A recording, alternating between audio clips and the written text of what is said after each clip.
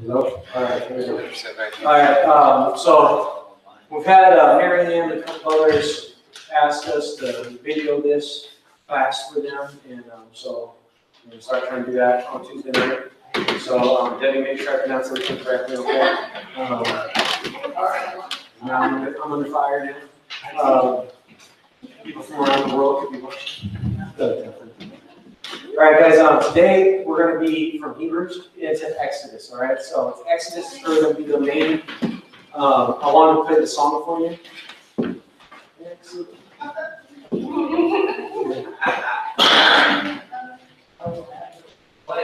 Yeah, it's a good one. All right, guys. I sure do love everybody. I appreciate those who jumped in on my behalf here over the last couple of weeks.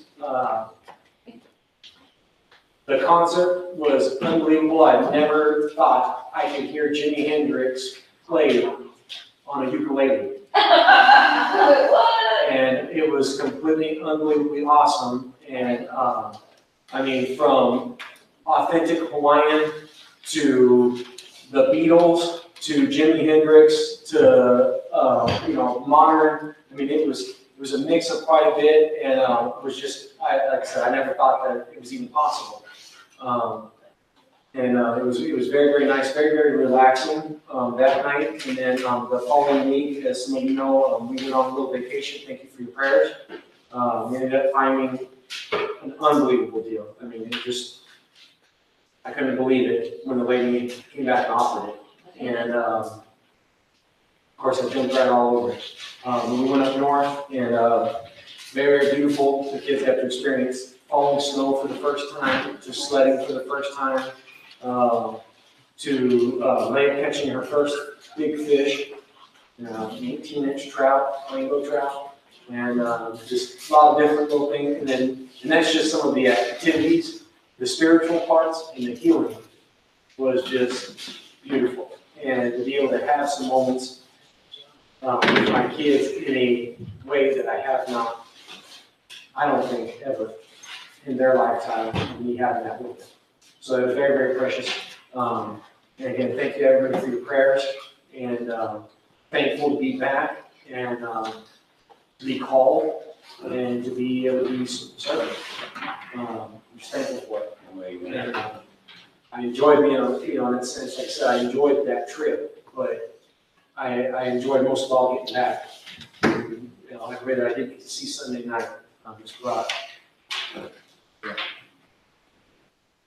Can't find the words. Roger, the fish, the 18-inch fish, that's taller than Leia, isn't it? So I mean, the picture of it, she's like this, I'm holding it actually, but it's right here next to her, and it's like from like here past her torso, and I'm not. There was Apache and rainbow that we caught, Apache trout and rainbow that we caught. I think it was a rainbow, but it might have been an Apache because the bait was speckled.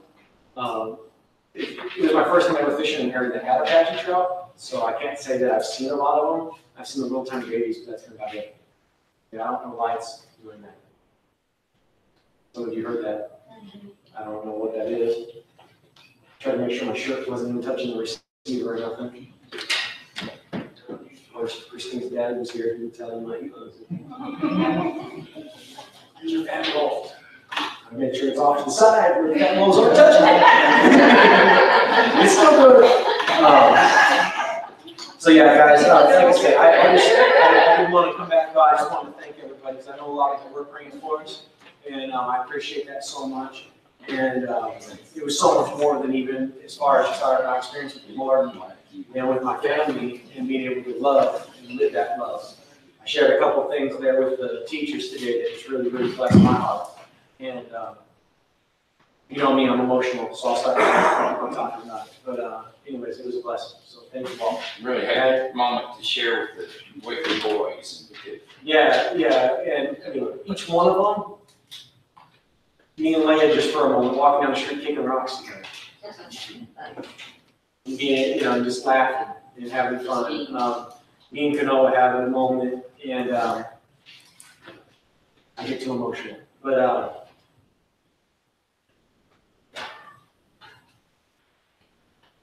it was good. It's funny how little time we have with our children. It is, when we- it is. With everybody, but, you know, it's rare. Yeah, it was precious. Yeah, like I said, I can't even talk about it. So, Tracy, if you would open us up in word prayer.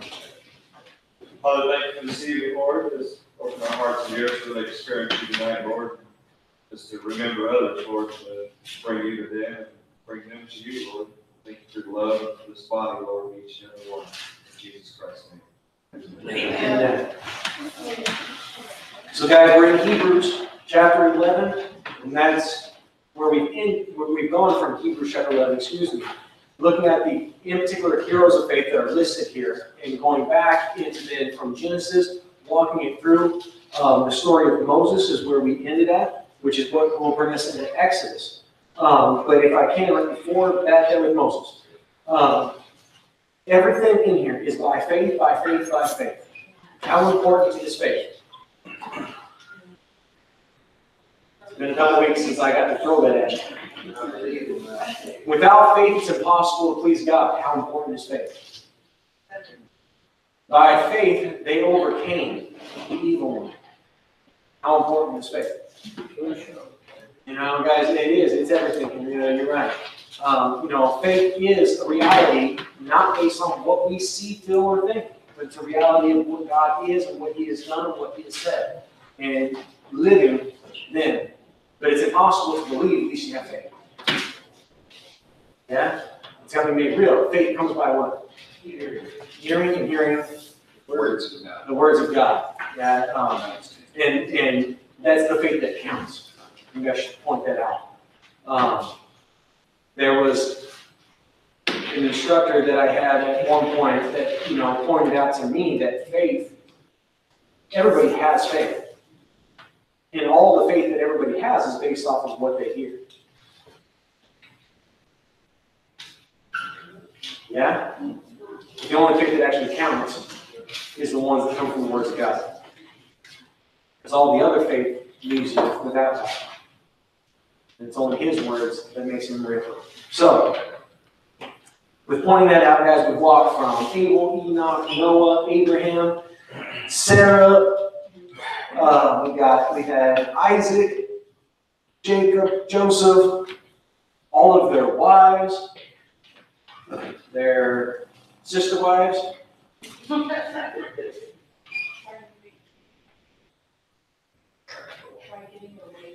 Yeah, I'm just going to turn it off. Yeah, so I'm just going to turn it off, so that way we don't have to worry about it. If that's what it is, it should not be, because it sure was. The receiver was right on top of the phone. So, and I brought that up before when we do plays, make sure everybody turns off their phones, because it can cause interference, and there I am, right on top of it. And there's the interference, so thank you, Christine, for pointing that out. So guys, all of these gentlemen, their wives, their children, their faith, the walk that they've had, the good, the bad, the ugly, if I may put it that way. Yeah? And start with the latter. What was the ugly parts?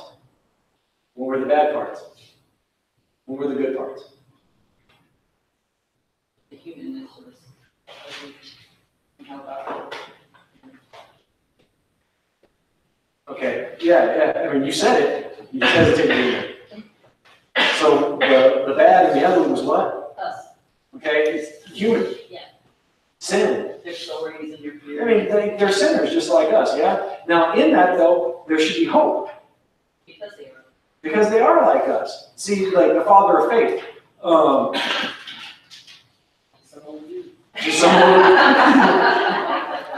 He was a sinner just like everybody else. Yeah, he lied, he connived at times, he went one way, went another, but every time the Lord told him, what did he do?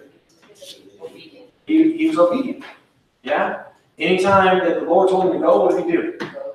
Anytime, he was to pray, what did he do? And you know what? Another thing, though, about Abraham, even though there was a thing there with the kings, and him and Sarah, and the agreement that they had to lie all the way through. What did they always share with every one of those kings? The gospel. The gospel, the promise. Yeah, it was the promise of the one that would come, that would take away all their sins, that would be a blessing to all nations. Yeah?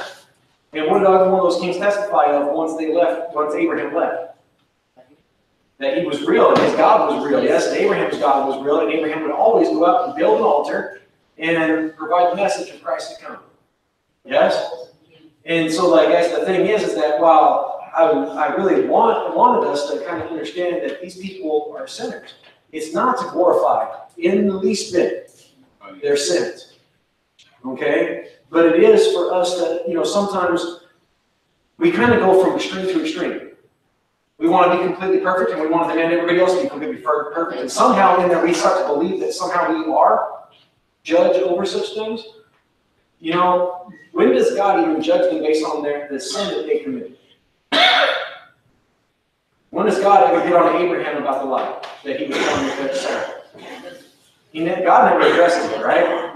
Not with Abraham. That Abraham never. But what God does, he does address with the guy who does not know God, that Abraham might tell him the promise of the one to come. Yes? And then furthermore, you look at it over and over and over again, what is Abraham always actually about? With Lot, what does he do? Okay, no, what does he do for Lot? He did it 4 times over. Bails him out. Is what Paul said back there. He saves him, brings deliverance, brings the message of deliverance, prays for his deliverance. Yes? What does he do with the kings? And all of their families, all of the people of those lands, and all of the riches of those lands. Remember, if you remember, there was the 3 kings, right? They came down and captured all the people, and all the other kings of the land were all scared, ran, and everything else. And Abraham goes out there and gets back all the wealth, all the people, all the everything, brings it all back. And before there was the law of tithes and offerings, Abraham set aside a 10th of an ox unto the Lord, recognizing it. Then he actually ends up going ahead and giving back to the kings, and he tells them because God never told him he was going to be prosperous. And the kings told him, man, you can have it all. You wouldn't have got it back. And he said, no, I don't want you to ever try to say that it was because of you. I want you to know it's because of God's promise. I want you to know that it was God. Yeah? And I thought that was just really, really beautiful. Again, I'm using Abraham really, really heavy tonight because every single one of these individuals has their part in that shows you the human side. That sin, we're all sinners. Yeah? And every single one of them, the reason why they're heroes, why are they heroes? Let me ask you, why are they heroes?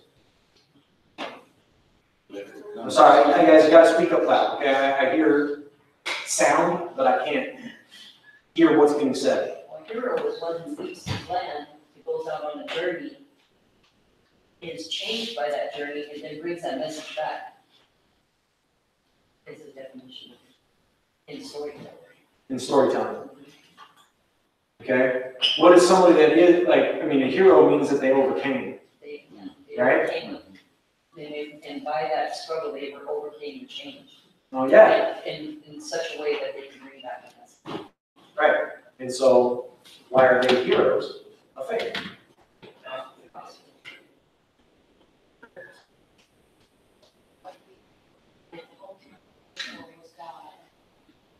And what did they leave? So, using the definition that they left, what did they leave?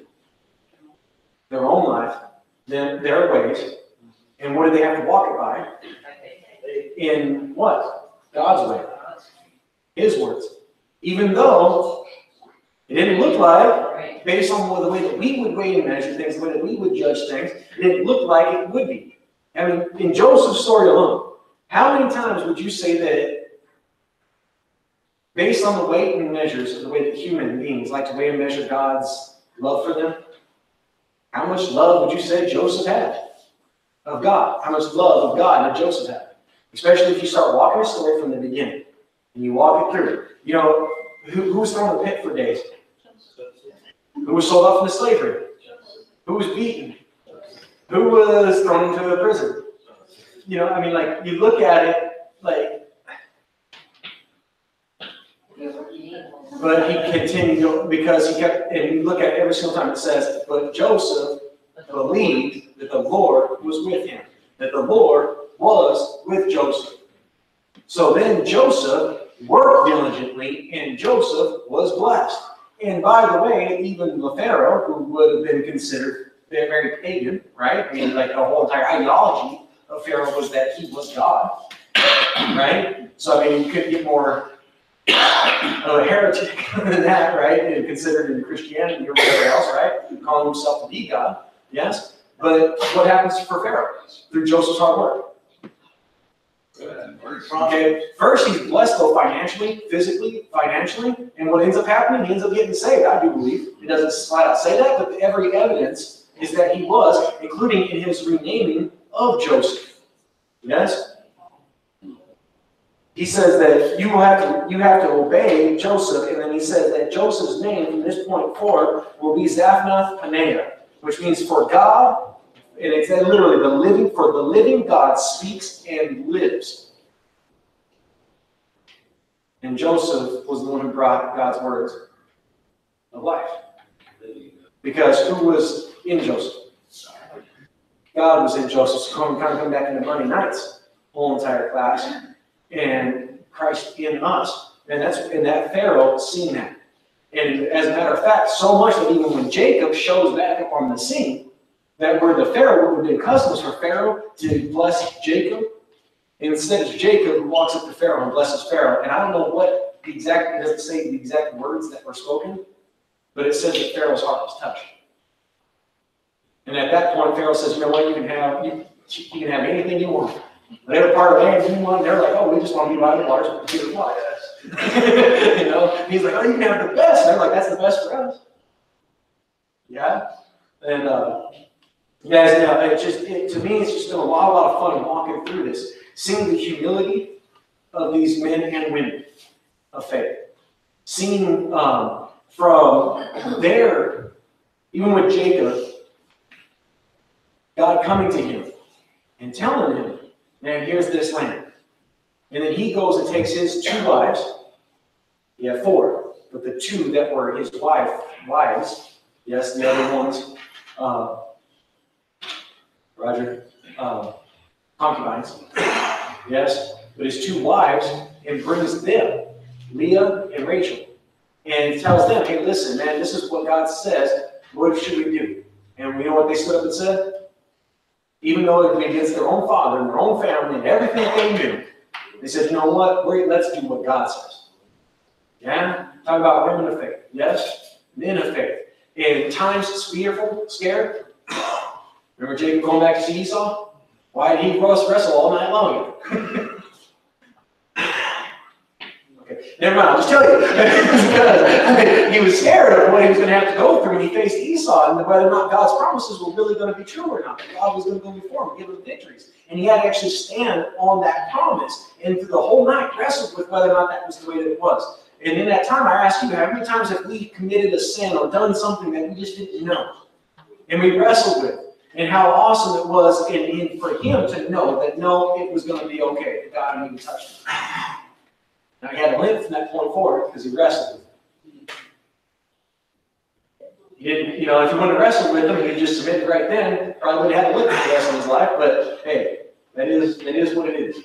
Yeah? Sometimes we have to have a limp in order to be able to walk. Reminds us. Definitely. Yeah? And, every single time they committed one of these things, do you know what they ended up doing? They built an altar. They brought the message of Jesus Christ. And they had to tell others the message of Jesus Christ. So you know what? Every single one of their sins, failures, faults, always remind not only them, but in that they were able to remind others of. Have you ever wondered why sin is ever present with us? Why not when we come to Jesus, aren't we just perfect? Well, no. There's a real practical side of the reason why God loves you and doesn't allow it to be that way for you. So you might think that God's just mean, so sin just stays with you, and so you have to keep on dealing with it. You know, if you were perfect, then who would you not look to anymore? We no longer. Right? What does Paul say? He says, man, you know that he asked the Lord to remove that from his side. And he says, no, because my grace is sufficient. You know what Paul always had to come back to? No, God's grace is what's sufficient. My grace, my righteousness, never sufficient. But God's, always. Yeah? And guys, it's a beautiful thing. Our reliance, our hope, our praise, then always to the Lord. Amen? Guys, Joseph, even to the very, very end, who did he praise? God. For he even says unto his brothers,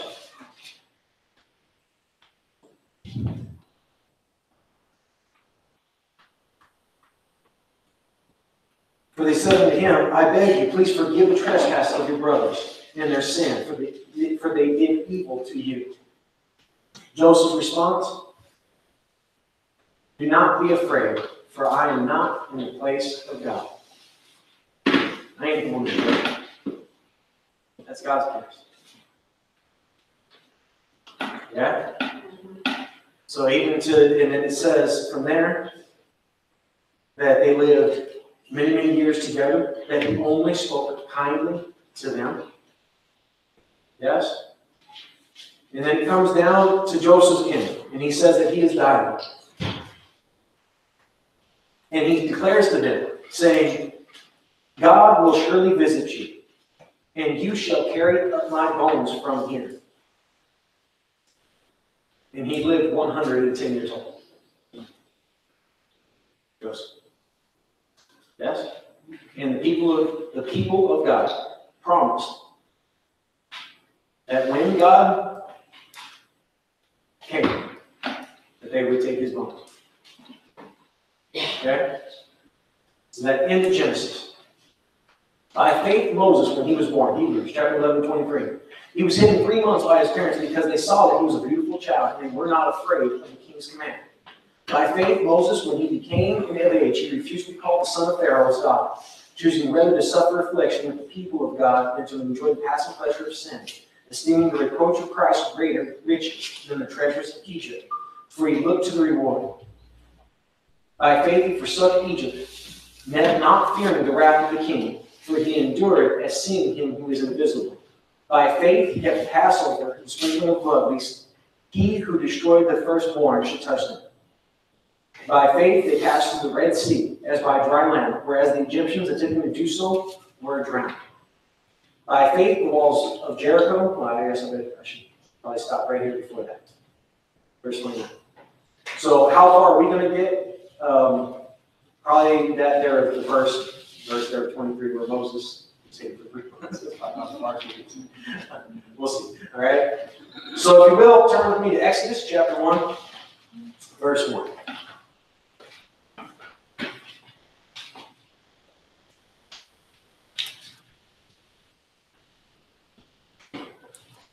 Now these are the names of the children of Israel who came to Egypt. Each man in his household came with Jacob.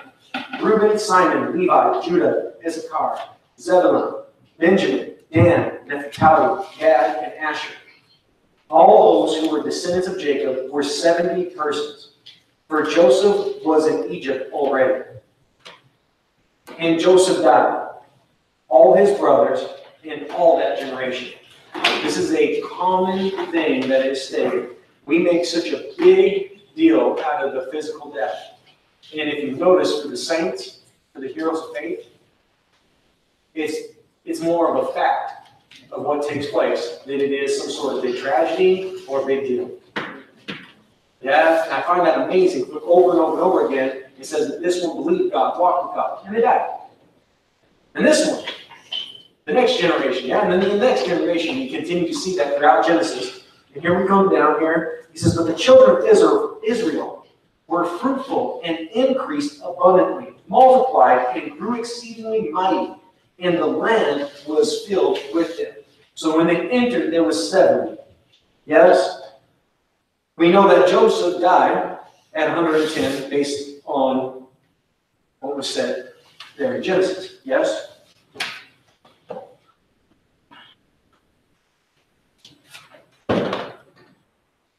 Now there arose a new king over Egypt who did not know Joseph. There arose a new king. Now,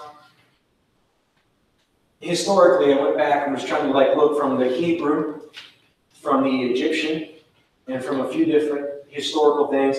A lot of it because of everything from lost languages to poor writing. Literally, whoever the scribe was did not write very clearly. To a lot of different things. There's a lot of, from the Egyptian side, a lot of question marks throughout this time. But what it appears as though, I guess approximately, there was some 50 plus years, approximately. And everything in this is very, very approximated, according to all the historians and everything that I did. Approximately 50 some odd years between the death of Joseph and then this new king, this Pharaoh. There was a name that they used for these pharaohs during this time that took over around this time, Hyksos. I'm not sure if I'm pronouncing that correctly, but it literally meant ruler from a foreign land. Okay? Egypt was a very, very interesting place in that of trade and trade rights, things like that, because of probably just their predominance and power, and that from the days of Joseph, yes, the food that they had, things like that other nations did not have. So a lot of nations found Egypt a wonderful trade partner, right? Which would make a lot of sense, just naturally, right? So for those of you who don't know, in the days of Joseph, there was a famine that was so great that almost the whole entire world died. And if it wasn't for Joseph and what God worked through the visions of Joseph, saving up the foods, that is how people were able to survive and live at that time throughout that famine. In that, there were certain ones from certain nations that would come and trade with them. And it's believed that one of those groups that were given this name, and again, I probably mispronounce it, so it's Hyksos, that they more than likely, it was probably it wasn't like a takeover like we would think. It was probably a lot more peaceful. But basically, these people just became a part of the society there in Egypt during that time. And then that some might have rose to power. And this is all kind of, again, kind of sketchy, just to be honest with you. So don't take any of this as fact, okay? But the reason why I do bring it up is because, again, this Pharaoh right here did not know him. The way that stated is that knowledge, to know, is to have an experience thereof.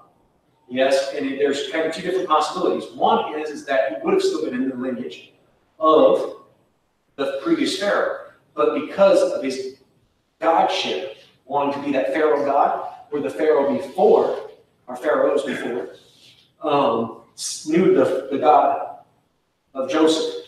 So then they would have been as though from another kingdom, a foreign, yeah? So more of a foreign god than a foreign land in the translation. That's definitely one possibility. Another one is that maybe they were from a different area, and then in that did not actually physically, were not a part of that. They were Joseph and hearing those words and those promises from some 50 years, 60 years before. Which one it is, at the end of the day, it doesn't matter probably. Historically, it's kind of interesting. I like history, so I like researching that kind of stuff and trying to find it. The reality, though, that we do know is that he did not know. He had no experience of Job. All right? So if he had no experience of Job, then what does that mean? There arose a new king over Egypt. And that thing about the arose is where they think that it was more of a takeover from this group. Okay? Anyways, sorry, jump back on that. They said who did not know Joseph. So what would they not have known?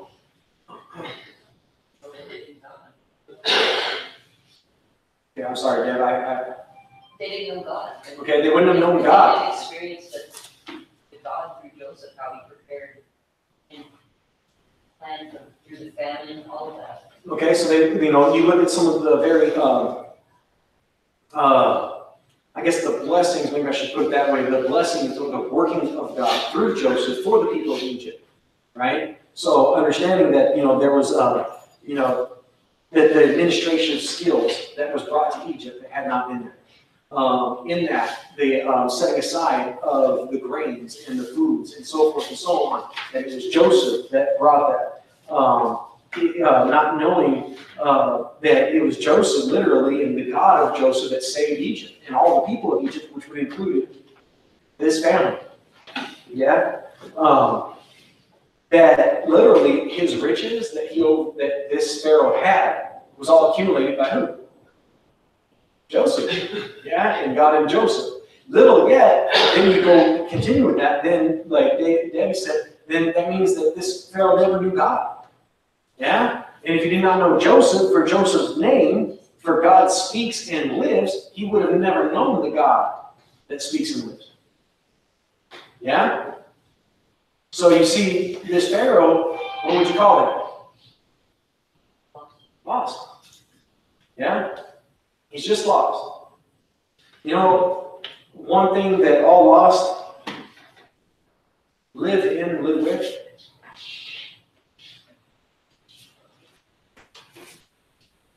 Four-letter word.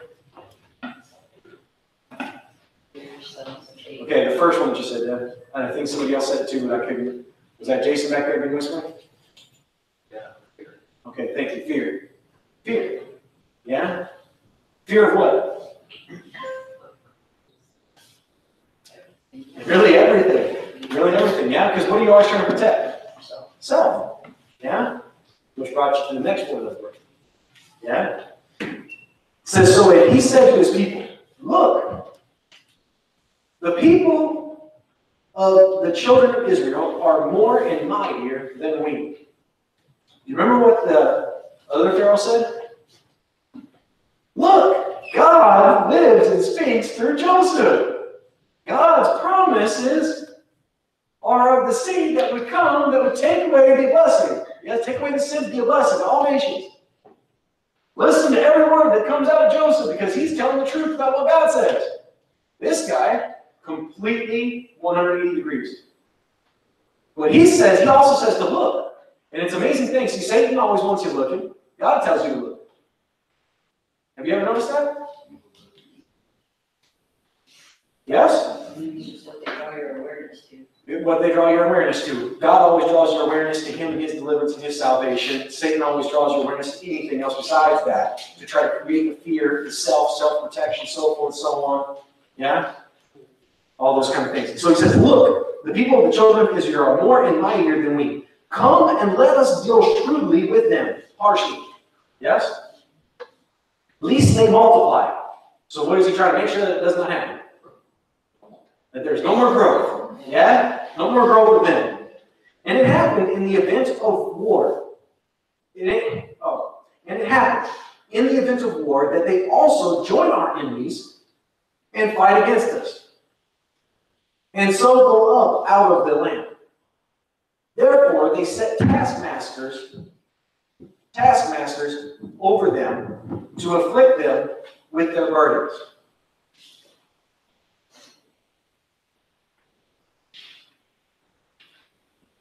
Mean bosses. Slave drivers. Yeah?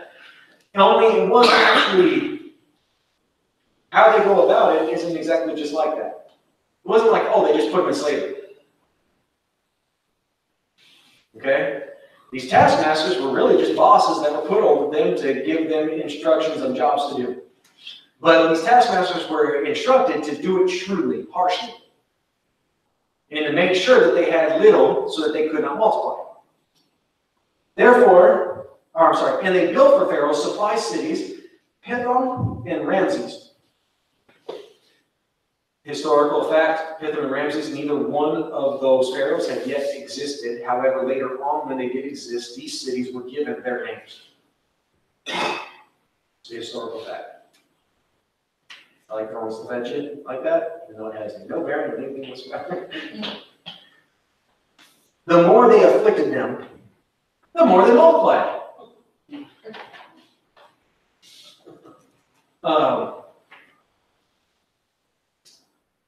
Historically, this becomes very, it's just a continuing, ongoing story. The more that Satan afflicts, guess what happens? The more people get saved. Right? That's right. Yeah, good example. Like in the Colosseum days, they were slaughtering them by the thousands. But for everyone that was killed in the Colosseum, 3 or 4 would be saved up in the stands by witnessing their faith. And I don't know the exact numbers to that, but they're coming down. They got to the point they were coming down and jumping in with the rest of them that were getting slaughtered. That because they would not deny their Lord and Savior, but instead would cry out with one war cry together. Stop whispering, Jason. I'll throw something at you. I see your lips moving. I know you said the right answer. What did they say, Jay? Remember the resurrection. Together they would chant. Remember the resurrection. And they'd come out of the stands and jump down in there with them. Guys, honestly, throughout history, though, if you look, this happens over and over and over again. And even at times where you're like, oh my gosh, like they're almost squandered, and then immediately all of a sudden there could be this huge bloom of growth. And I say immediately, 100 years in one case, 300 years in another, 1 day in another case, 1 hour in another. Yeah? And even yet today with us, guys, Satan tries to afflict, and yet, what is their constant? Growth. And there's been times where we've seen blooms of growth, and sometimes just a little fruit here and a little fruit there. But you know what God says even one little bit of fruit is? He says it's enough to make the whole kingdom of heaven and all of those who are in it do what? Stop whispering! He says, rejoice, that all the heavenly hosts rejoice over just one. Yeah? It's funny for us, though. We like to measure things, right? Yeah? And really, there's only one thing that you really, and even that, I don't know, there's only one thing that would be measured. Is God's works true? How true are they? Measure it. How many of God's promises are true? Measure.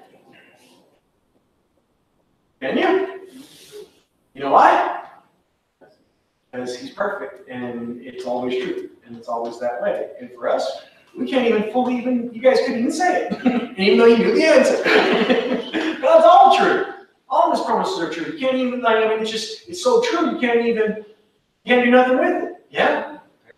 You can't compare it to it because there's nothing that true. There's no beginning or end. There's no beginning or end to his truth. It always is. It is that way. It always has been that way. And it always will be that way. Yeah? For even when all this gets burnt up and all cast in, the souls of men are coming out of here. What else? The words of God. So how true are those words still yet? As true as ever. Live forever. Yeah? So, guys, it's always funny to me, though, the more they afflict, the more God creates growth. That doesn't mean we should go around causing any affliction. Affliction's already there. Only Satan brings that. Only Satan brings affliction. From the very, very beginning, the liar, the murderer, the accuser. You can just walk down the road. Did I say devour already? I can't even remember now which one I said. Clint, you were reading. Yeah, what crossed my mind when you said that is, where it says, where sin abounds, grace much more abounds.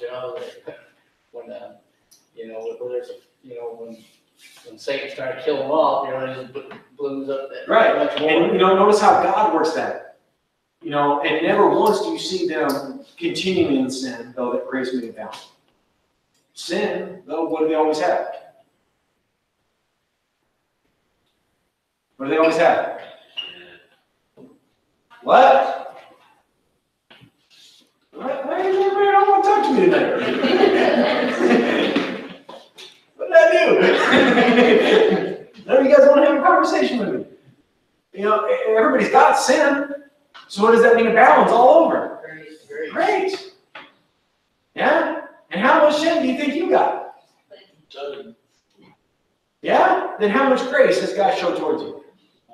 So where sin is, grace abounds. But sin is, you already got it, mountains and seas and oceans full, but guess how big is God's love? Just from the sermons that we've been hearing. Mightier than those seas. Yeah? Constantly counting with his love. Yes? Who was waiting? And by faith, I have the kingdom already. Yeah, by faith, you have it already, and that grace. And look how that grace just abounds and abounds. And by the way, more of a sinner that you know you are, then how much more does that grace abound in your heart? See, it ain't about nobody else's. You know what you are. Yeah? And you ain't no judge anyways over anybody else's. What'd you say? Just great. Just grateful. You know, grace, unmerited, unconditional favor. Love. How much has abounded on you? And that's what it should bring you to then. And then if you're grateful, never mind. I'll start just charging down. But I mean, going back, you know, Sunday sermon, the start of the sermon, third service. What would it be like without Christ? I started wallowing. Fear, the dread, the pain, the hate, the emptiness, the consequence. Hopelessness. You know what does the hopelessness? What does not abound? There would be no grace. Yes? You're trying to earn some. No mercy. And you can't. And you, No. yeah, and you know you can't. And therefore the weight just gets bigger and bigger. But at the foot of the cross, the burden of my sin rolled away. The grace poured on more and more. Yeah? All right. Oh, let's do that again. The more they afflicted them, the more they multiplied and grew. And they were in dread of the children of Israel. Reality is, guys, is even yet today, man, this world, Satan, he's in dread of the children of Israel. That's why those lies, those accusations, those things try to come. They try to come and distract us, try to get us to look at anything else besides him. Yeah? Look at ourselves, look at this, look at that, look at anything. So the Egyptians made the children of Israel serve with rigor, harshness. And they made their lives bitter with hard bondage. So now you see that this bondage starts taking a deeper and a deeper effect as their fear of them grew. Now, one thing, though, that is notable of the children of Israel is, what have you not heard from them?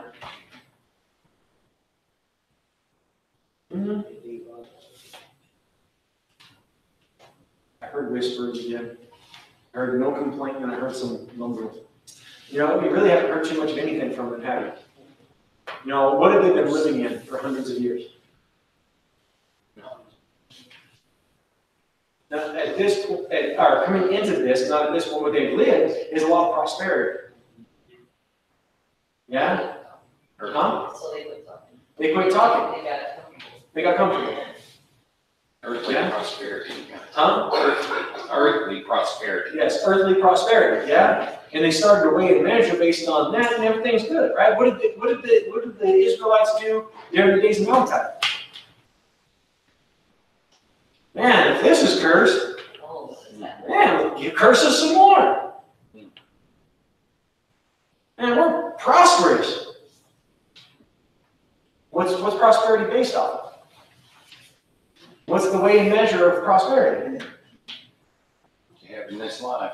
Okay, based on the flesh, it's this life and what you have in this life or don't have in this life, right? Is that what God bases prosperity off of? What is God based prosperity? What did all the heroes up to this point base prosperity off of? Being in prison or not in prison? No. Faith, reality of God, and God's with me. Being real to them. And God's promises are true. Salvation is true. Deliverance is true. Atonement is true. This is true. And guess what they were? That's God. They were prosperous. Yeah. And they brought the message of prosperity to how many different nations? Being fools at times and tripping over themselves and everything else, and God always picked them up to carry them right on through and they're prosperous. And it was funny because most of the time when they were not measuring wealth is all of a sudden when you see their wealth increase. When they were praising God for deliverance, then you see those things happen. Jay, you're waving. Yeah, their prosperity was in giving what they got from God to someone else, or other kings, other nations, their faith, the realities, and everybody prospered in that.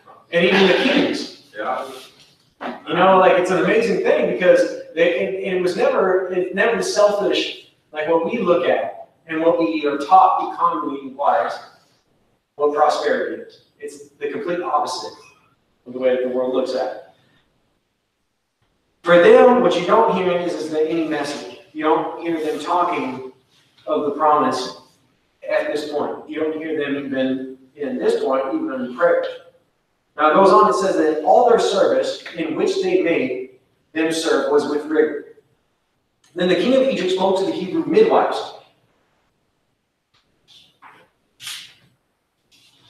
Of whom the name of one was Shiphrah. We'll go with that. And then the name of the other was Pua. I'll go with that too. Debbie's my name lady, all right? So, Pua.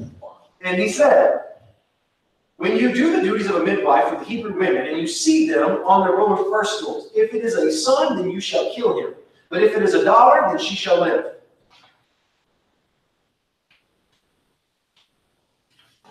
The midwives feared God. These were the midwives for the Hebrew women. The way it's stated in that makes me believe that they were not Hebrew women themselves.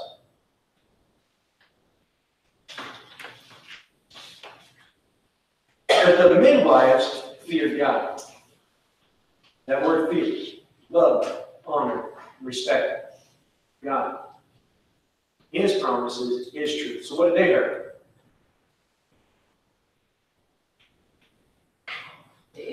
They had heard something, yes, at some point in time, right? So there's some. Believe in the promise. There's still some believe in the promise. There's still some testifying of that promise.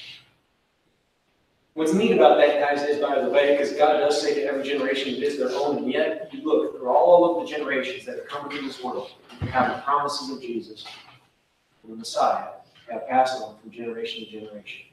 Roger, I think something that's kind of maybe significant to point out is how that there was obviously some Egyptians believing, but there was also only some of the Israelis that was believing at this time. Yes. Most didn't. Most didn't. But, you know, and again, not all of Israel are of Israel. Yes? Right. And so you have some that would not be considered of Israel that were of Israel. And you had some that you would consider from the bloodline would be of Israel that's really not of Israel. They're really not believing. And you have some that are from a whole different country that are believing in those promises, and it has been passed down. And you know what? Maybe it was passed down from their parents who knew of Joseph. Like these midwives. Do you understand that?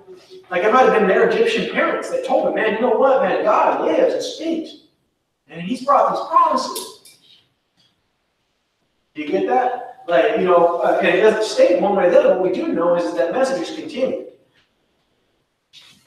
The midwives feared God and did not do as the king of Egypt commanded them, but saved the male children alive. So the king of Egypt called for the midwives and he said to them, why have you done this thing? And saved the male children alive. And the midwives turned to Pharaoh and he said, because. Teenage answer. Sorry. Because the Hebrew women are not like the Egyptian women, for they are lively and give birth before the midwives can even get there. They're so good at having kids, they pop them out before we even get on the road. It's not our fault. They had them before we got there. Therefore, God dealt well with the midwives. Let me ask you, what did the midwives do? Okay? If you want to look at the morality, what did they do? They lie. They lied. If you want to look at God, what do? They believe God. Yeah, spare life. Yeah? Brought life instead of taking life. Yeah? Made sure the promise kept coming to not squash that promise. They believed God. They believed the promise. Kind of reminds me of another lady, Naomi. Am I saying that right? Martha, the one with Naomi? The one with, I can't remember his name now. My brain just went completely blank. Tamar. Like Tamar. Remember, she dressed it up like something that she wasn't just to make sure that promise continued. Yeah? Not that I recommend. There's enough of that goes on already in this society. Yeah? But no, I mean, like, it's pretty amazing to me. And it says that God dealt well with them. And the people multiplied and grew very mighty. And so it was, because the midwives feared God, that he provided households for them. Just so you know. He provided households for these midwives. Customarily, if there was a household, whose household would it have been? By custom. Huh? The men's. And here it says, no, it was the midwives. It was their house. Because they believed that. I thought that was pretty precious and sweet. Show the honor for the honor. So Pharaoh commanded all his people, saying, every son who was born, couldn't trust midwives anymore. Now I gotta tell everybody. Every son who is born shall cast into the river, and every daughter you shall save alive. Moses' parents obeyed this order completely, by the way. I just want to let you know. Found a loophole. They cast their son right in that river. 3 months after they were supposed to, in a basket that they weren't supposed to. Anyway! Yeah, I didn't say I'll put them in a boat. And actually in here it's called, you know what it's called?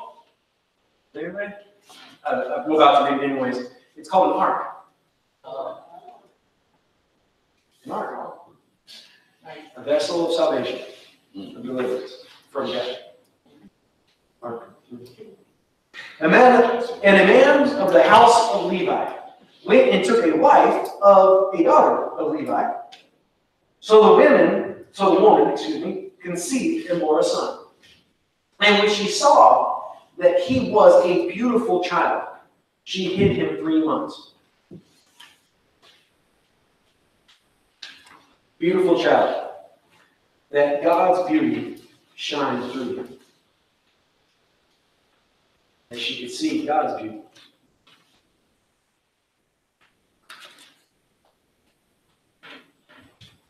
She hid him 3 months. Now, ladies, I don't know if you've ever tried to hide a newborn from a minute. Little yet 3 months, the newborn doesn't do good hiding.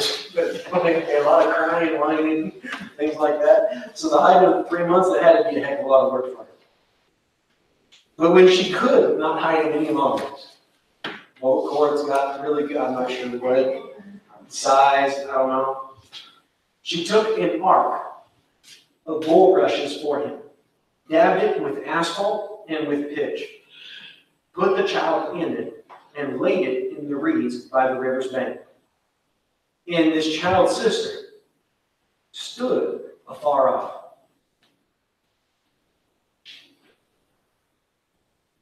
I wish there was a few others in here. I'm glad Delilah was in here. Some of you sisters, sometimes I know you guys having to take care of your other siblings can be very daunting. But it's met with a lot of great honor. Just love them enough to take care of them. This sister loved her little brother. And she stood there and washed that basket. She stood far off. She wanted to know to make sure that everything be well with it. So then the daughter of Pharaoh that came down to bathe in the river.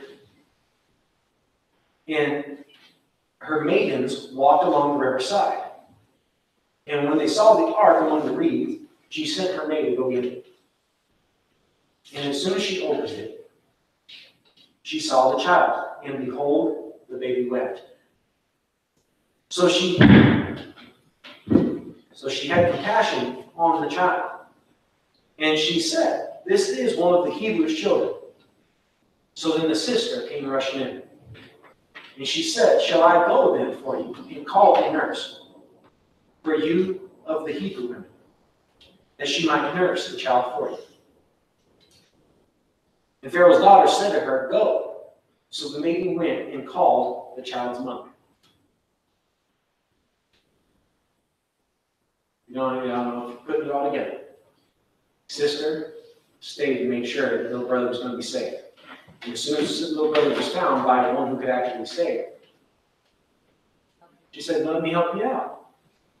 I'll go find you someone that can feed the baby." And she went and got her own mom, Moses' mom, to come and feed her own baby. And just the beauty and all of that, guys, I find that very, very precious for a mom, for a baby, and for sister. What that? Oh, I'm reading, and it says, Pharaoh's daughter says, "Take this baby and nurse him for me, and I'll pay you."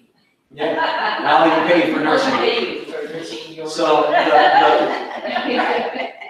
So she gets paid, her daughter gets fed, her son gets fed, everything's prepared, everything's provided, everything's taken care of. It looks like everything's wrong. Looks like everything's going down. Looks like there's no way possible for the promise to continue. Looks like there's no way out. And just in love, God works. Provides a way to stay with the 3 months in the first place and to hide him and then put him in the river. Make sure that he was in the reeds. Yeah, it would have been she had to have known, I'm just being honest with you, that they would come down and bathe there. Yeah? Then the Nile River, what's the Nile River known for, by the way?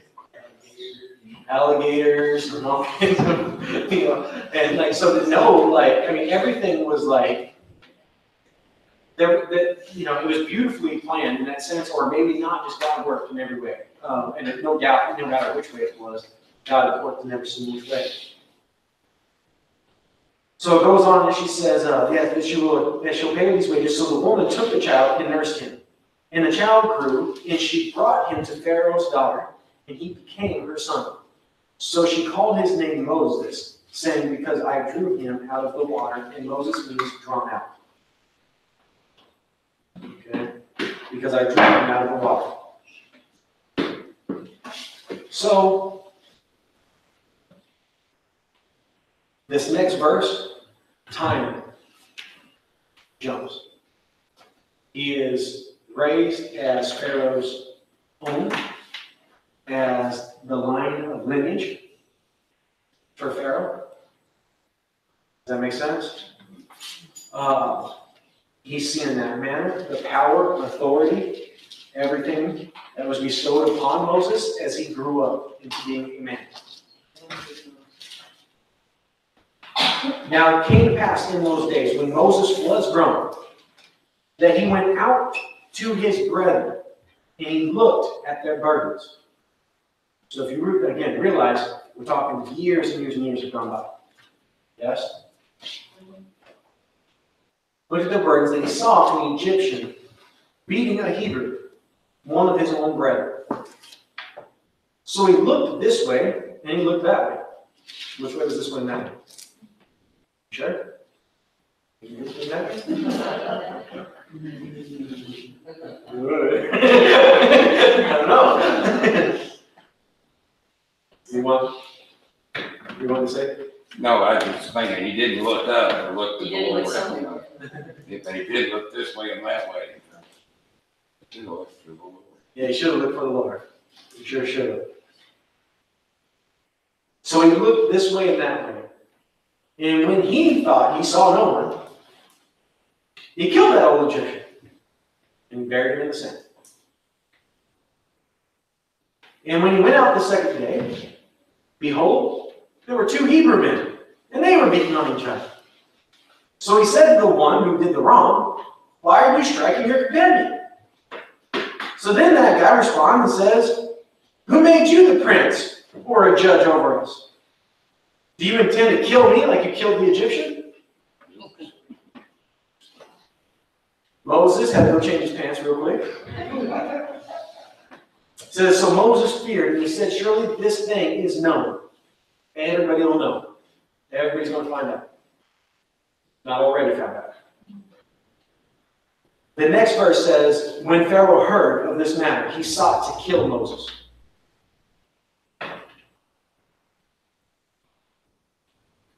But Moses had already fled from the face of Pharaoh and dwelt in the land of Midian.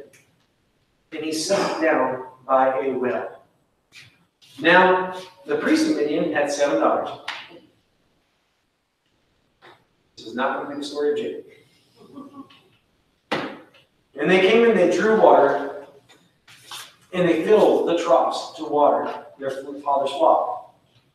But then the shepherds came and drove them away. But Moses stood up and he helped them, and he watered their flocks.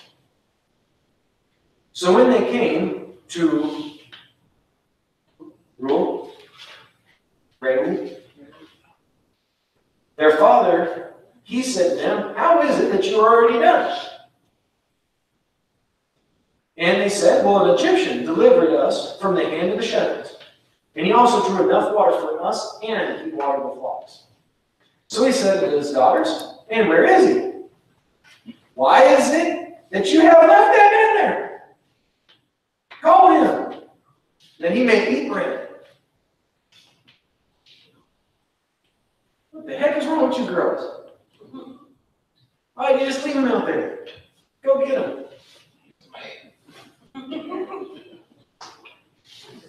Then Moses was content to live with the man. And he gave Zipporah, his daughter, to Moses. And she bore him a son. He called his name Gershom. For he said, I have been a stranger in a foreign land. And now it happened in the process of time that the king of Egypt died.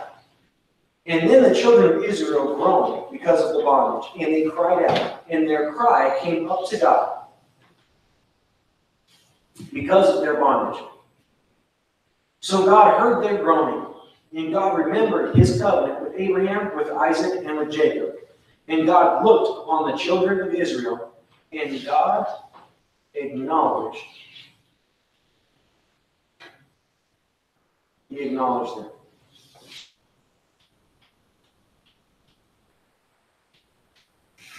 You love it. God loves you, cares for you. Just in case you guys do not know, that is us. The bondage of our flesh and of our sin. And God loving us.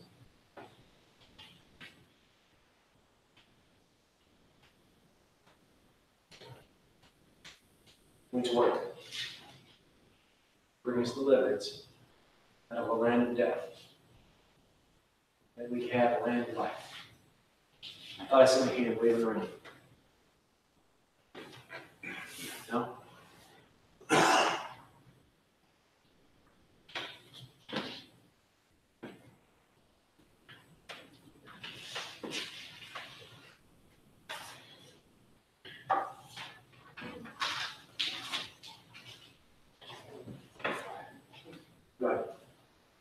No, right there, I just got a flash on my phone, it's Sammy, and she just said that Taylor's gonna be on. Oh my gosh, it's right now. Right now. Is that 8 I o'clock? said, You did? Yay! Good job. Well, she's on the 3rd through 5th. She could be possibly on tonight. Could be the night she she's said, going to do this this. is what Sammy just texted. Yeah, it's been kind of like back and forth. From what I understand, is like the editing with these shows. They give you an approximate, and however the editors decide to edit it and put it on is the way it actually happens. So the show's called Rise. I believe it's channel 12 on NBC. if anybody does miss it, by the way, altogether, you can look it up online, watch it online. Okay? You can watch reruns online, is what I was told. But her character could quite possibly be introduced tonight. And something I did not know about the show, guys, is that it's actually based on a true story, which is kind of cool. All right. So it's actually, from what I was told, is that from the first episode, is that it was really, really good. I wasn't here to be able to watch it, the first episode yet, but we'll get through that too. Okay. Yes, guys, I want to keep on plugging here if we can. Okay. So keep that in mind. A wonderful, wonderful blessing there for her and for us.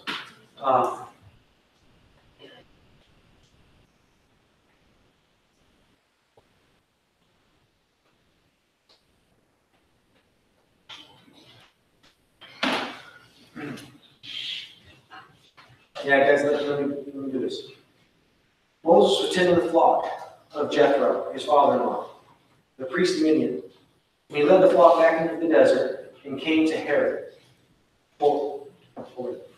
the mountain of God. And the angel of the Lord appeared to him in a flame of fire in the midst of a bush. And so he looked, and behold, the bush was burning with fire, but the bush was not consumed. Then Moses said, I will now turn aside and see this great sight. Why the bush does not burn? If you're walking through the desert and you see a bush, it's on fire and not burning. Something's up. He was like, you know what? Go find out what this is. Curiosity, right? So when the Lord saw that, he turned aside to look. God called to him from the midst of the bush and he said, Moses, Moses! Guess what Moses said? Here I am. But I tell you guys, from the very, very beginning, when God calls, here am I. Then he said, do not draw near to this place, but take off your sandals, for the place that you stand is holy ground. Moreover, he said, I am the God of your father, the God of Abraham, the God of Isaac, the God of Jacob. And Moses hid his face, for he was afraid to look upon God. And the Lord said, I have surely seen the oppression of my people who are in Egypt, and have heard their cry because of their taskmasters. For I know their sorrow. So I have come down to deliver them out of the hand of the Egyptians, to bring them up from the land to a good and large land, to a land flowing with milk and honey, to a place of the Canaanites, and the Hittites, and the Amorites, and the Perizzites, and the Hivites, and the Jebusites. So once we got all the ites in there, now therefore, behold, the cry of the children of Israel has come to me. And I have also seen the oppression with which the Egyptians oppress them. Come now, therefore, and I will send you to Pharaoh, that you may bring my people, the children of Israel, out of Egypt. Burning bush. Bush is not being consumed. Why isn't that bush being consumed? Voice of God. Oh my God! Hide. Yes? Nature of man. Yes? God says, take off your shoes. God wouldn't have kept on talking if he wouldn't have done what? So what is he automatically recognizing? That it's God who's speaking to him. Yes?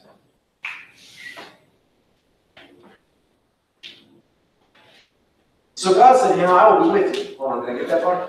Who am I that I should go to Pharaoh? That's what he says. Wait a minute, who am I that I should go to Pharaoh? That I should bring the children of Israel out of Egypt. What did God just tell her? Okay, burning bush, not consumed. Voice of God. Scared. Take off shoes. He takes off shoes. Recognizes it is God. Hide his face because it's God.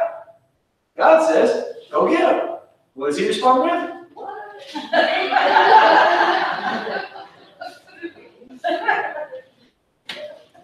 Who am I?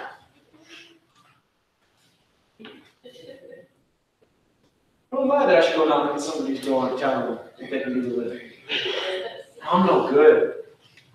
By the way, Moses says, and I can't even speak. I'm going to paraphrase some of the stuff one more time. We'll go back and actually read. I can't speak. God said, it's all right. He says, I can't do the signs. Oh, yeah, you can. Drop that stick. Pick up the stick. Stick your in your shirt. Hand up. See? You can follow instructions. Good boy. Here's a treat. Like, it's amazing to me, even Moses recognizing that it's God, and yet tries to somehow argue. What did you say? And exactly what he was looking at was him. What he wasn't looking at was God. And what's beautiful is that he says to him. So then what shall I say to them? Who should I tell? And what he says is, God says to Moses, I am who I am.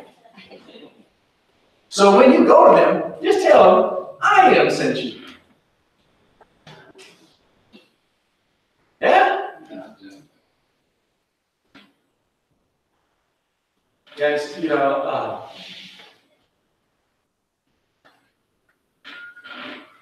again, we'll walk through this whole entire story. Most of us already know the story. God uses Moses all the way through this to lead people. Yes?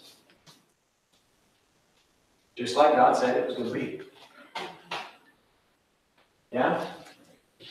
And when Moses looks at other things over and over and over again, causes affliction. And Moses just submits and says, okay, God. He goes with God. There's deliverance, blessing. And God is always about delivering. And even for the 400 years, 430, by the time that they actually walk out, God was always about that for them. And I wanted to get into some things, but sometimes, not sometimes,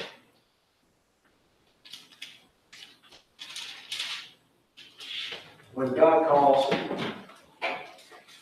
submit. When God says speak, speak. And God has told us to bring His message. Don't look at you, but understand who the I am is. But when I am said, let there be light, there was light. When He said, let there be the birds of the air, there was. Fish of the sea, there was. And by the way, even Him, He breathed. He's greater. He's the I am. You don't feel like you can talk? You probably can. I can. Trust me. Yeah?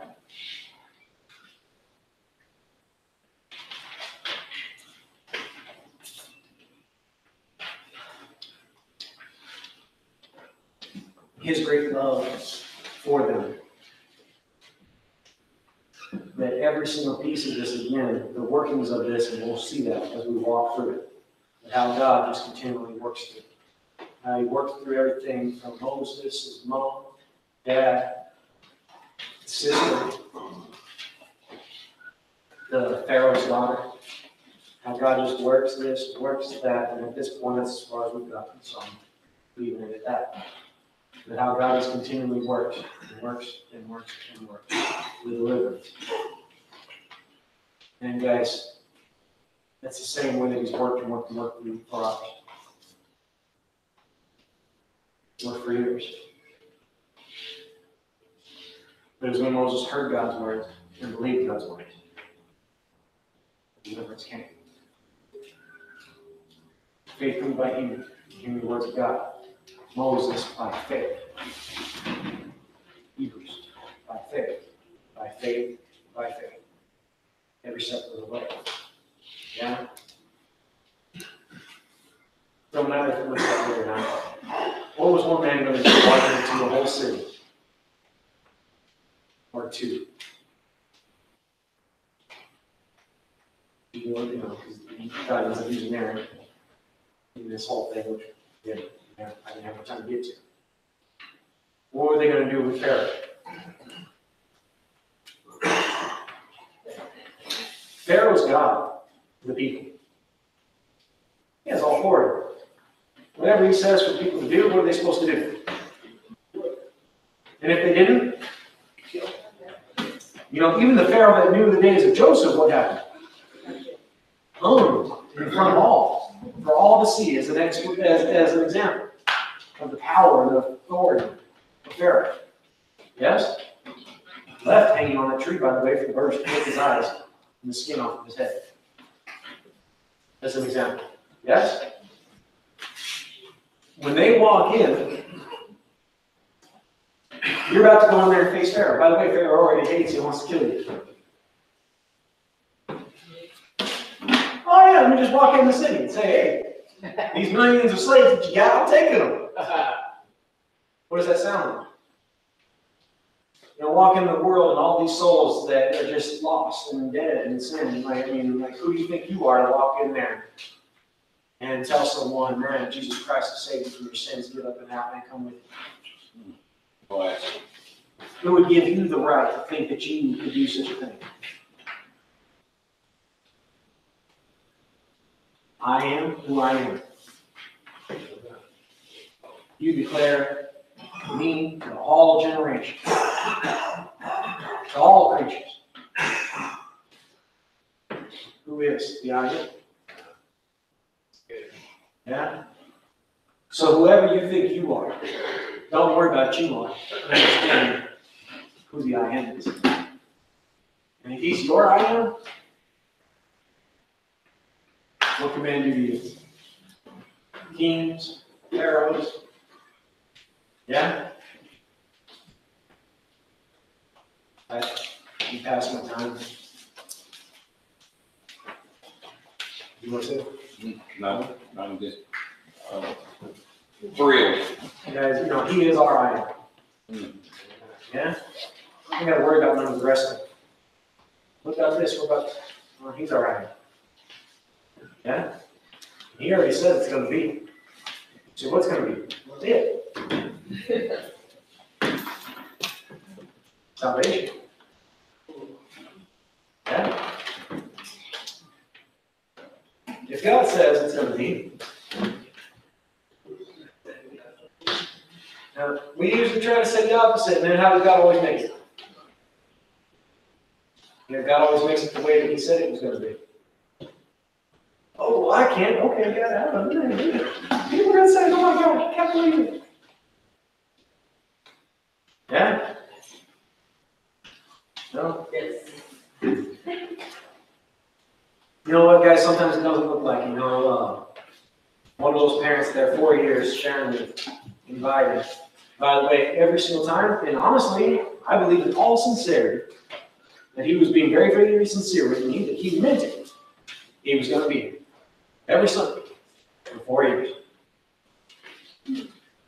About 3 weeks ago, guess what? My soul got low. And by the way, I usually don't even, I wouldn't normally have noticed that. Okay, Spanish speaking. And I hadn't been, and on that day particularly, there was Christine, and I think Monique, and Jennifer. Went to a movie or something on that Sunday in particular.